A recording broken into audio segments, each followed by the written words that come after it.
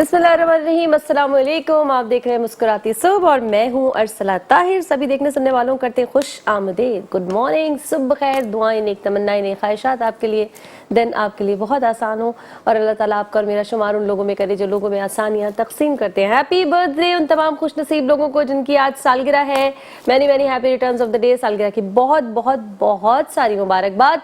जिंदगी में जो एक और साल अल्लाह ताला ने आपको दिया है, इसको अल्लाह ताला के शुक्र के साथ, खुशी के साथ, सुकून के साथ और बहुत अच्छी सोच के साथ शुरुआत कीजिए उसकी। और कहते हैं ना जी, जब काम की शुरुआत अच्छे अंदाज में हो या अच्छी नीयत के साथ हो या अच्छी तरह हो तो इख्तिताम भी बहुत अच्छा होता है। जो हम शुरुआत में थोड़ी चिक चिक चिक कर देते हैं और कोई उल्टे सीधे थॉट्स आ जाते हैं, नाउम्मीदी आ जाती है या बुरी बुरी सोचें पहले आ जाती हैं, उसकी वजह से काम जो है हमारे ख़राब होना शुरू हो जाते हैं। थॉट का बड़ा फ़र्क पड़ता है इंसान की पर्सनैलिटी पर, उसके काम से, उसके काम पर और उसके आसपास सराउंडिंग में जो लोग होते हैं उन पर भी। आप मांगती तो यही है कि आपको पॉजिटिव वाइब्स चाहिए, लेकिन जब आपके अंदर से पॉजिटिव वाइब्स नहीं निकलती तो जाहिर है फिर आपको पॉजिटिव वाइब्स मिल भी नहीं सकती। तो पहला काम यही होता है कि आपने अपनी सोच को पॉजिटिव बनाना होता है, अपने माहौल को पॉजिटिव करने के लिए। अच्छा, ज़बरदस्त बात आज मैं बताती हूँ आपको। सुबह जो है बड़ी रात से ही बल्कि मुझे था कि मुझे बुखार हो रहा है, मैंने कुछ मेडिसिन ली और थोड़ा सा डर भी लग रहा था माफ़ कीजिएगा कि मैं ना हर किसी को जो है मजाक में कह रही हूँ, सबको चिकनगुनिया हो रहा है, मुझे नहीं हो रहा। मैं थोड़ा सा डर गई जब मुझे कल फील हुआ कि हाय मुझे तो नहीं है, लेकिन अल्लाह का शुक्र है कि वो वाली कंडीशन नहीं हुई। लेकिन बहुत सारी मेडिसिन वगैरह मैंने खाई। मेरी बहन कहने लगी छुट्टी करना नहीं जाना, तो मैंने कहा नहीं, छुट्टी नहीं कर सकते, छुट्टी इस तरह अचानक नहीं कर सकते, जो काम हमारा है वो बताकर प्रॉपरली होती है। और सुबह उठ के मैं ये सोच रही थी कि थोड़ी सी तबीयत उस वक्त भी ख़राब थी, मेडिसिन भी मैंने ली, मैंने कहा छुट्टी नहीं हो सकती, जाना ज़रूर पड़ेगा। और ये क्या बात हुई कि मैं, ये लोग सो रहे हैं और मुझे जाना है। तो मुझे लगा कि मुझे इसलिए जाना है कि मेरा कोई मकसद है, एक काम है, एक चीज़ है जो मुझे करना है ज़रूर, और उसके बगैर ज़ाहिर है वो चीज़ें डिस्टर्ब हो जाती हैं।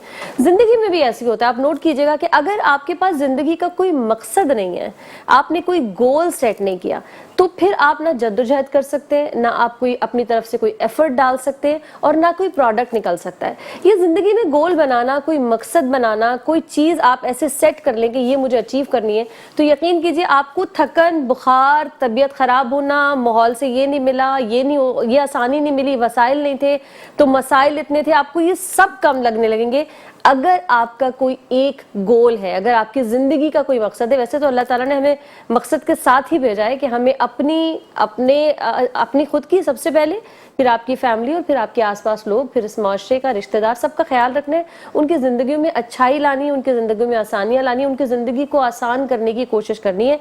इंसानियत का सबक जो है वो हमारा दीन भी देता है। तो वैसे तो गोल हमारे पास मौजूद है, लेकिन कहीं ये जो मादी चीज़ें इनमें कहीं ना कहीं खो गया है। लेकिन फिर भी बहुत सारे लोग ऐसे हैं जो इस फॉर्मूले पर काम कर रहे हैं। ज़िंदगी का मकसद उन्होंने इंसानियत बनाया हुआ है, इंसानों की मदद कर रहे हैं, इंसानों की खिदमत कर रहे हैं और इस फ़लसफ़े पर यकीन करते हैं कि अगर आप लोगों को खुशियाँ देंगे, लोगों के लिए अच्छाइयाँ करेंगे, तो ये वो बिज़नेस है, वो कारोबार है अल्लाह ताला के साथ कि ये पलट कर बहुत ज़बरदस्त नफ़े के साथ आपके पास वापस आता है।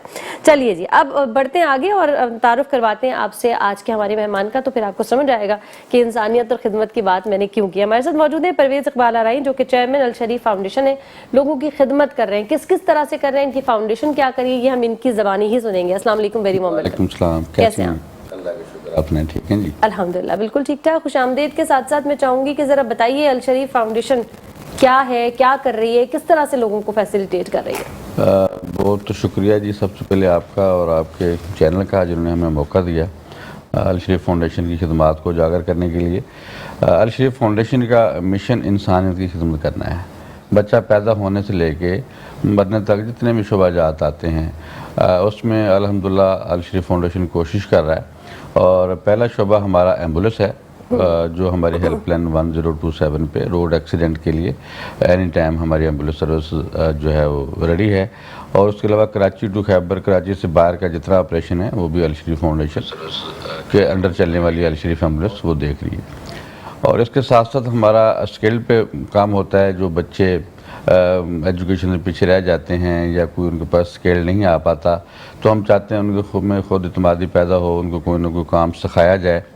तो उस हवाले से हमारी IT लैब्स भी काम कर रही हैं, जिसमें उनको ट्रेनिंग दी जाती है। उसके अलावा अल शरीफ फाउंडेशन ड्राइविंग स्कूल भी काम कर रहे हैं, उनको ड्राइविंग सिखाई जाती है। जो एजुकेशन में ज़्यादा पीछे रह जाते हैं। उसके अलावा इलेक्ट्रिशियन के हवाले से काम सिखाया जाता है, फैब्रिकेशन के हवाले से काम सिखाया जाता है। उसके अलावा हमारे वोकेशन सेंटर काम कर रहे हैं हमारी बेटियों के लिए, बहनों के लिए, उनमें सिलाई मशीनों पर सिलाई की ट्रेनिंग दी जाती है। उसके अलावा दीगर और 16-17 शोबाजात हैं जो औरतों के लिए मखसूस हैं।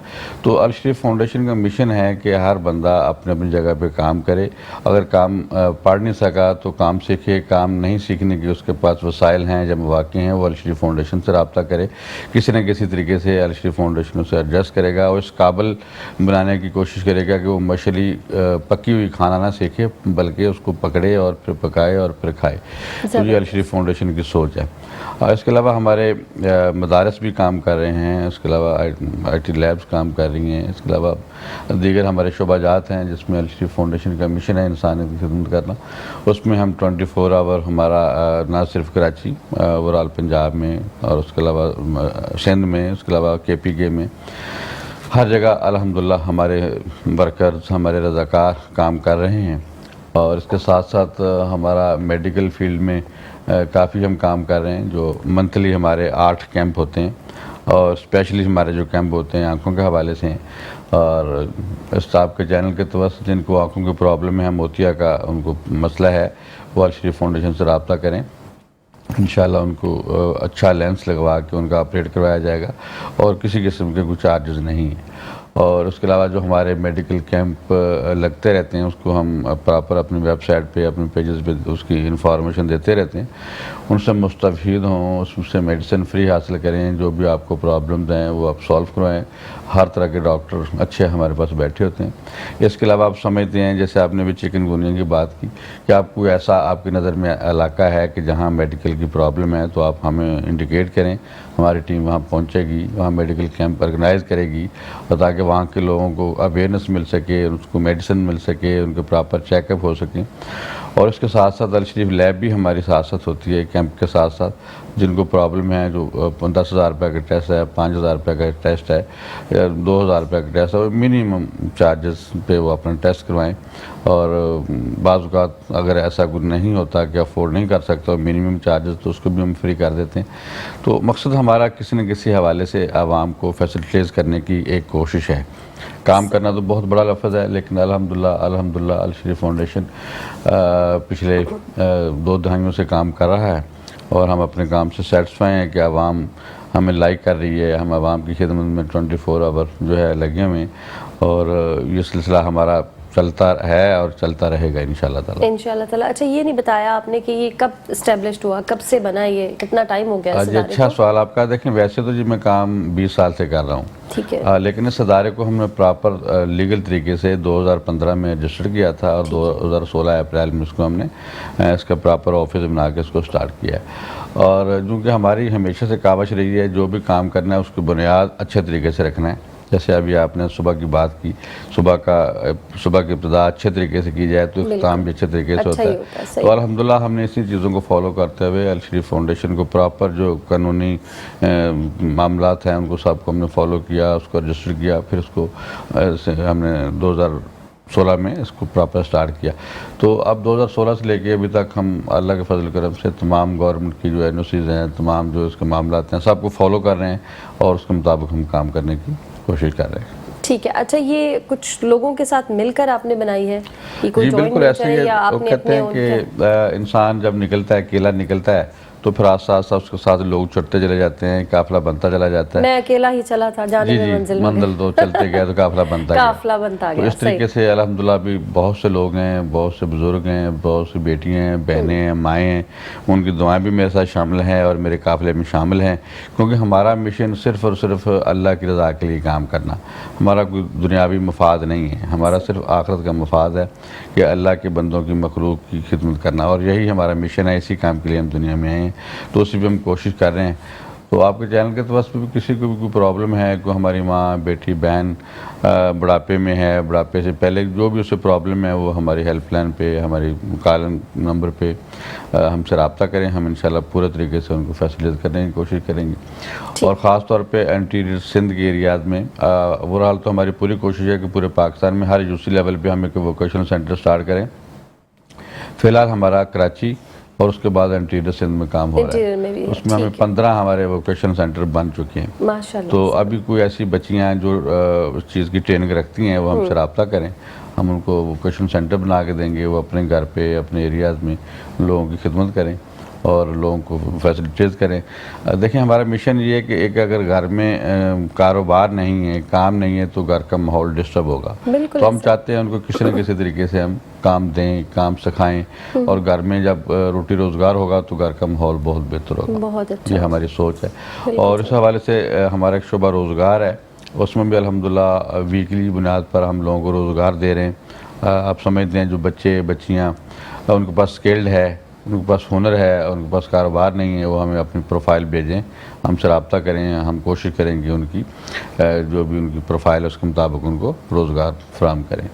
तो ये हमारा मिशन है। तो इस पर हम अल्हम्दुलिल्लाह अपना काम कर रहे हैं और मुतमईन है अपने काम से। माशाल्लाह, ये सबसे अच्छी बात होती है अगर आपका दिल मुतमईन है कोई भी काम करके, क्योंकि बड़ी अंदर से जो एक आवाज़ आती है ना, उससे बड़ी गवाही कोई नहीं दे सकता। जो ज़मीर की आवाज़ आती है ना, अगर आप अपने आप को शीशे में देख सकते हैं, अपने आप से आंखें मिला सकते हैं और अपने आप से बात कर सकते हैं, तो इट मीन्स कि आप जो काम कर रहे हैं वो बहुत अच्छा है। अच्छा जी, अभी आ जाते हैं, आपने मुझे जो बहुत ज़्यादा अच्छी चीज़ें लग रही हैं वो ये कि बच्चों के लिए, बच्चियों के लिए या बड़े लोगों के लिए जो रोज़गार के मौके पैदा किए जा रहे हैं, और वही वाली बात कि मछली पकड़ना सिखाना चाहिए, मछली खाना नहीं, ठीक है ना। तो ये वोकेशनल ट्रेनिंग सेंटर आप कह रहे हैं, फिर रोज़गार के मौके भी दिए जा रहे हैं, ये सबसे बेहतरीन चीज़ एक हो रही है। लेकिन क्या इसके लिए कोई क्राइटेरिया आपने सेट किया है कि ये क्लास के लोग आ सकते हैं, ये नहीं आ सकते?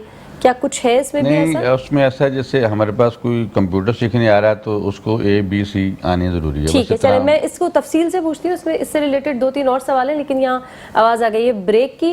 वक्त तो है जी, एक छोटी सी ब्रेक का, जल्दी से जा रहे हैं वापस आ रहे हैं, हमारे साथ बने रहिएगा। बैक नाज़रीन, एक बार फिर से करते हैं खुशामदीद मुस्कुराते सुबह में। और ब्रेक से पहले हम पूछ रहे थे आपसे कि कोई क्राइटेरिया है कि कौन लोग आपको अप्रोच कर सकते हैं, कोई सर्टन क्लास है कि वो बच्चे बच्चियां, उस क्लास के बच्चे बच्चियां, कोई फॉर्म आपने ऐसा बनाया हुआ क्या, या ये ओपन है, कोई भी आ सकता है? ये अच्छा सवाल है, इसमें कोई क्राइटेरिया नहीं है। देखें, एक बंदा ABC जानता है, वो कह रहा है जब मैंने कंप्यूटर सीखना है, तो इतना से नॉलेज है कि ABCD से आती है, तो ज़ाहिर कंप्यूटर पे बैठने के लिए इन चीज़ों पे अबूर हासिल जरूरी है। ठीक है। तो कंप्यूटर में आके एजुकेशन लें, उसमें 3 महीने का कोर्स है, एक्सेल वगैरह सारे हैं। उसके अलावा आजकल तो डिजिटल मार्केटिंग के ऊपर बड़ा काम हो रहा है, तो उस पर हम काम सिखाया जाता है, और 4-6 महीने की ट्रेनिंग के बाद अपना रोटी रोज़गार अच्छे तरीके से कमा लेता है। एक बंदा कहता है जी मुझे ABC भी नहीं आती, मुझे पढ़ना भी नहीं आता और पढ़ने का दूर दूर तक शौक़ भी नहीं है, तो हम पूछते हैं कि आप ड्राइविंग सीखना चाहते हो, आप इलेक्ट्रिशियन का काम सीखना चाहते हो, फैब्रिकेशन, AC का काम, फ्रिज का काम, वट एवर, बहुत शोबा जाते हैं। तो कहते हैं यार मेरा इस चीज़ में माइंड है, तो फिर हम उसी चीज़ में उसको उसका प्रॉपर हमारा फॉर्म का तो इसमें कुछ भी नहीं ले रहे आप लोगों से? नहीं, इसमें हम उसका सिंगल पैनी कुछ भी नहीं ले रहे? जी बिल्कुल। अच्छा, वो उसके लिए मैं पूछ रही थी कि एक तो होते हैं डिजर्विंग लोग, वाकई उनके पास कुछ भी नहीं है। हमारे जब घर में जो लोग हेल्पर्स काम करने आते हैं, चले हमने उनको बता दिया वहाँ जाओ, वहाँ से पढ़ लो या वहाँ से कोई कोर्स कर लो।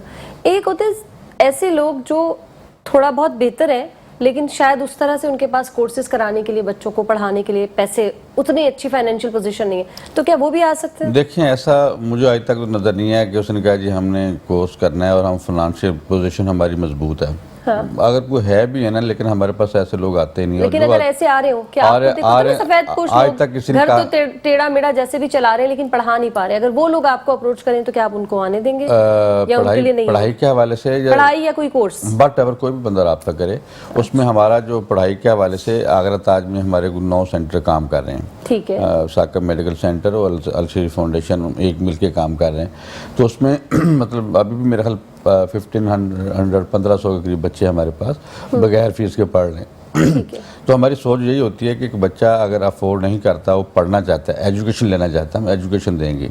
अच्छा, उसके अलावा हमारा मदारस भी काम कर रहे हैं। अभी मदारस के हवाले से हमारा 2 तरीक़ों प्रोग्राम है उधर आगरा ताज में।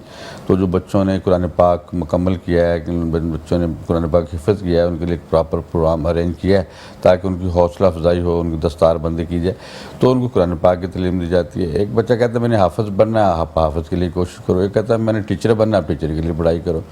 ये कहता है मैंने ड्राइवर बनना है, मेरे पास कोई एजुकेशन का मामला नहीं है, मैंने एजुकेशन हासिल नहीं करनी, तो उसको हम उस फील्ड में लगा देते हैं।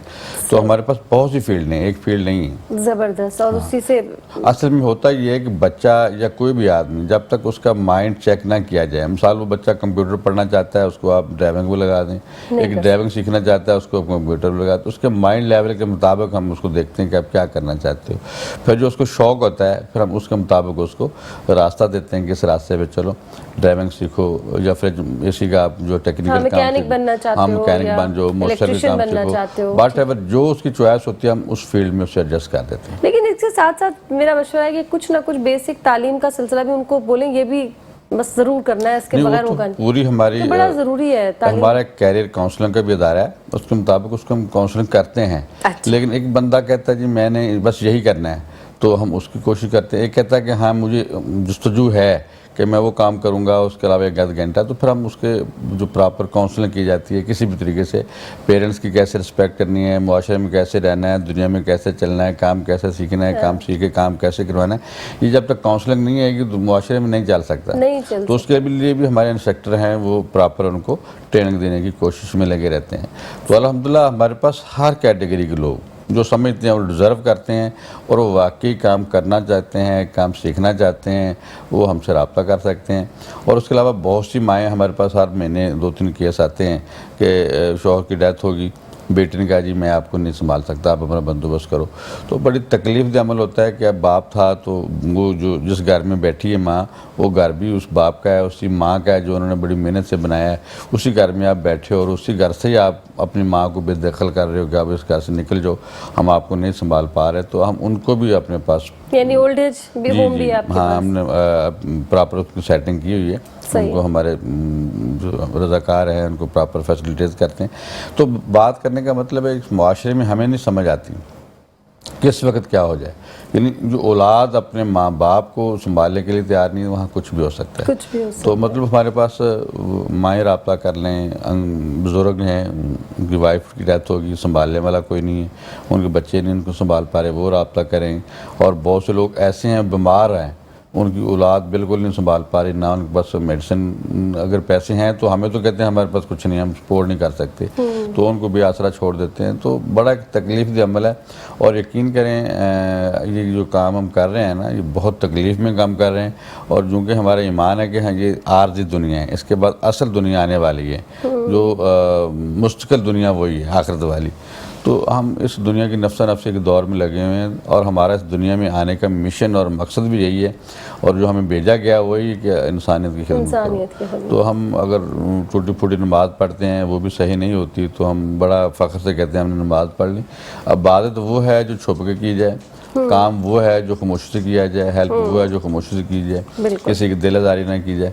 तो इस सिलसिले में हमारी कोशिशें रहती हैं। बहुत से हमारे लोग हमारे साथ चल रहे हैं, हमारी माएँ चल रही हैं, बहनें चल रही हैं, हम उनका शुक्रिया अदा करते हैं। उनका अल फाउंडेशन के ऊपर इत्मीनाद है, हमारे साथ जुड़े हुए हैं और उस इत्मीनाद के सदक़े हम लोगों को फैसिलिटेट करने की कोशिश कर रहे हैं।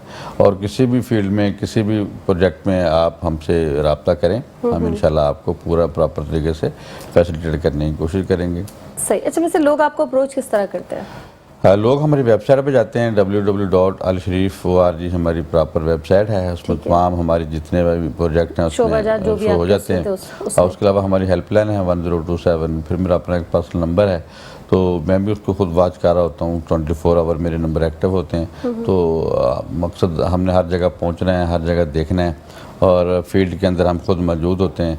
और जिस फील्ड में भी किसी को प्रॉब्लम है तो फिर हमारा कंसल्ट शोबा जो है उसको फिर प्रॉपर लेके चलता है। जैसे हम मुक़द्दस उराक की बात करें तो वो भी ओवरऑल पूरे पाकिस्तान से हमें कॉल्स आ रही होती हैं, तो उनको हम कलेक्ट करते हैं, फिर उनको महफूज मकाम पर मुंतकिल करने की कोशिश करते हैं। इसके अलावा मेडिकल कैंप के हवाले से हमें कॉल करते हैं, जी हमें आँखों के हवाले से कैंप चाहिए, तो उस हवाले से सिंध का कोई भी एरियाज़ हो तो हमारी टीम वहाँ जाती है, तो हमारे डॉक्टर जाते हैं, मेडिसिन उनके पास होती हैं, उनको प्रॉपर स्कैनिंग की जाती है, फिर उनका मोतिये का ऑपरेट किया जाता है। जैसे पिछले दिनों सैलाब की बड़ी तबाहकारियाँ थी, सैलाब में हमारे रज़ाकारों ने बहुत काम किया। ऐसा एरिया नहीं वहाँ जहाँ हमारी टीम ना पहुँची हो। फिर साथ साथ सैलाब के साथ साथ लोगों को फूड चाहिए थी, रिहाइश चाहिए थी, और साथ साथ उनको मेडिकल बहुत प्रॉब्लम थी, उनको बीमारियाँ लग रही थी। उसके हवाले से हमारे डॉक्टर ने बहुत काम किया। फिर साफ पानी नहीं था तो पानी की तरसील हमने कोशिश की, बोटल्स के ज़रिए उनको पानी प्रोवाइड किया जाए। उस वक्त उनको मच्छर की भी बहुत प्रॉब्लम थी, मच्छर मार मेडिसिन की ज़रूरत थी, वो भी साथ। तो मतलब हम ये नहीं कहते कि यार आप एक शोबा है उस पर काम कर रहे हैं तो उसके साथ रिलेटेड कोई भी प्रॉब्लम है उस पर हम कोशिश करते हैं कि उसको किसी न किसी तरीके से हेल्प आउट किया जाए। वो खाली भूखा बैठा हुआ है उसको रोटी नहीं चाहिए, रोटी के साथ दीगर लवाजमात भी चाहिए। अगर बीमार है तो उसको मेडिसिन चाहिए, अगर उसको मच्छर काट रहा है तो मच्छर से भी महफूज करना है वो, और उसके ऊपर किसी बीमारी का अटैक आ गया तो उसको भी उससे महफूज करना है। उसके पास रहने की जगह नहीं, उसको रैश का भी बंदोबस्त करना है, चाहे वो मिसाल आरजी खेमे ही क्यों नहीं हो। तो जो सारे मामलात हैं तो उस पर फिर उसके पास कपड़े नहीं होते, सैलाब में तबाहकारियों में जो गले में कपड़े पहने होते हैं तो वही उसको उन कपड़ों का अरेंज करना होता है कि उसको कम से कम कपड़े दें, उसको नहलाएं, उसको फ्रेश करें, क्योंकि आदमी मतलब फ्रेश है तो उसकी आधी बीमारी वैसे ख़त्म हो जाती है। बिल्कुल सही। तो मतलब इस तरह हमारी कोशिशें लगी रहती हैं, किसी भी फील्ड में कोई भी काम हो हमारी टीम उनके साथ शाना बशाना वहाँ पहुँचती है, उनके साथ हेल्प करती है, उनको सर्व ऑफ करने की कोशिश करती है। सही। अच्छा, इतना बहुत ज़्यादा शोबाजात माशाल्लाह माशाल्लाह जो कुछ आप मुझे बता रहे हैं, ये कोई मुझे ऐसी जगह नज़र नहीं आ रही जो आप लोगों ने माशाल्लाह हमारे पास 40 प्रोजेक्ट तो हमारी काउंटिंग में है। 40 हाँ, लेकिन इसके अलावा जैसे मैंने बताया कि अब सैलाब के दौरान हमारी टीम वहाँ पहुँची है ना, तो जाके पता चला कि मच्छर का बहुत हमला हो रहा है और उस लोग अपने आप को सेफ नहीं कर पा रहा है। तो जैसे अभी आप चिकनगुनिया की बात करें, बीमारी चली हुई है, तो ये भी मैं समझता हूँ जो स्टार्ट मच्छर से ही है, ठीक है। तो अब कम से कम फिर मच्छर से महफूज रखने के लिए उनको मेडिसिन का इंतज़ाम है, या तो कुछ ऐसी मेडिसिन देंगे जो अपने जिस्म पर लगा लें, या वहाँ का माहौल ऐसा बनाएंगे कि मच्छर उनके नज़दीक है। तो अब ये एक शोबा नहीं है, लेकिन वक्त ज़रूरत इस शोबे को आप इस पे काम करेंगे।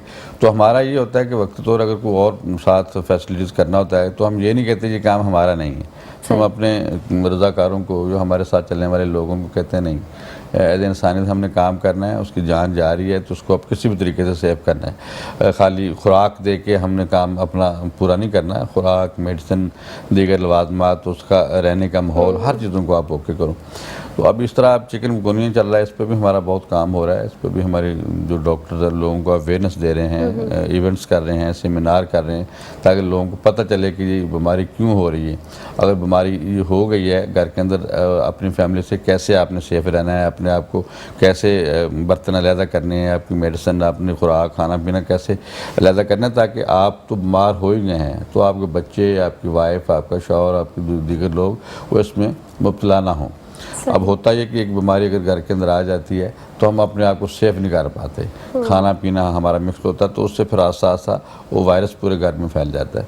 तो ये अवेयरनेस अगर होगी तो अपने आप को उस हद तक महदूद करेगा और उस बीमारी से खुद भी अपने आप को सेफ कर लेगा, उसकी फैमिली भी। ठीक है। अच्छा, मदद लोगों की तो आपके साथ रही होगी, कुछ साहिब हैसियत लोग हैं और हाँ, या फिर गवर्नमेंट की? नहीं, गवर्नमेंट की तरफ से भी अभी नहीं है, ऐसा नहीं है। हाँ, लेकिन फिलहाल ये कि गवर्नमेंट की ये मेहरबानी कि हमें जब कोई NOC चाहिए होता है, क्योंकि ये कोई भी काम, जैसे हमारे दस्तरखान भी चल रहे हैं, अल शरीफ दस्तरखान, तो वो भी डोनर हजरात के ताबन से चलते हैं, लेकिन उसमें भी हमें वो करने के लिए प्रॉपर NOC चाहिए होता है।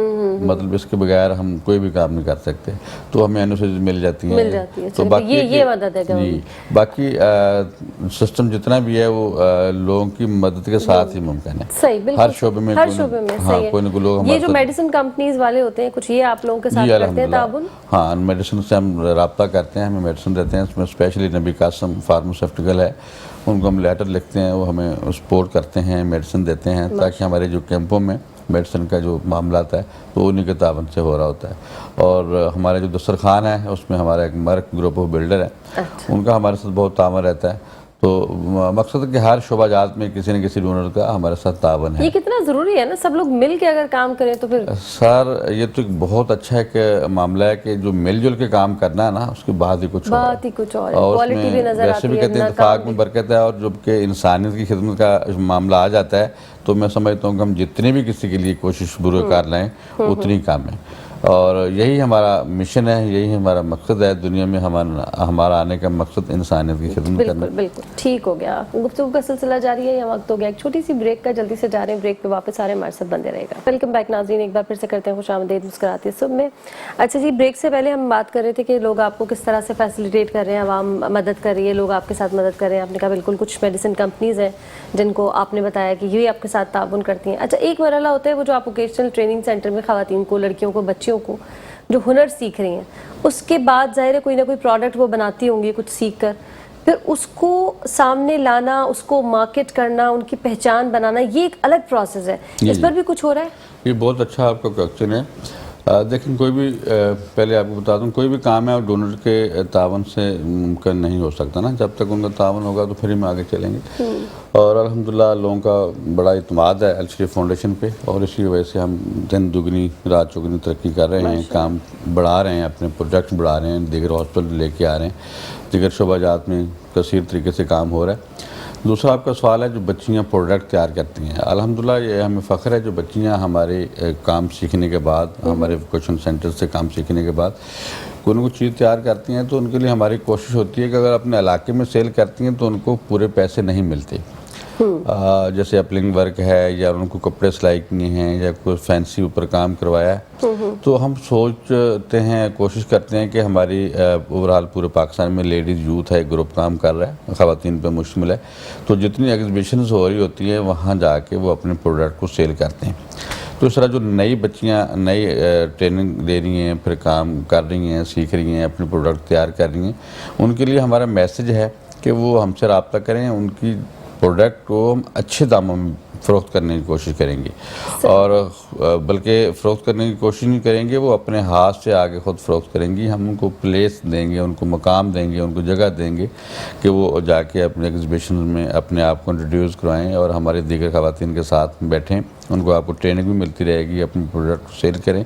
और जब आप इस पोजीशन में आ जाएंगे कि पाकिस्तान की मार्केट से अच्छी तरह आप समझ जाएंगी, फिर आप पाकिस्तान से बाहर जाना चाहेंगी, तो फिर भी हमारा लेडी यूथ है वो आपको तमाम चीज़ें फैसिलिटेट करेगा, तमाम चीज़ों की मामलत करेगा। ओवरऑल पाकिस्तान के बाहर हर कंट्री में कोई ना कोई एग्जीबिशन लग रही होती है, कपड़ों की, दीगर प्रोडक्ट की, तो हम आपको लेके जाएंगे और उसमें आप अपनी चीज़ अच्छे दाम में सेल करें और आप अपनी फैमिली को अच्छे तरीके से लेके चलें। तो मकसद हमारा हर शोबाजात में उसको पूरी गाइडलाइन देना, ये नहीं कि काम करवा के छोड़ देना, नहीं, उसको पूरी गाइडलाइन देना अगर वो हमारे राब्ते में रहे तो।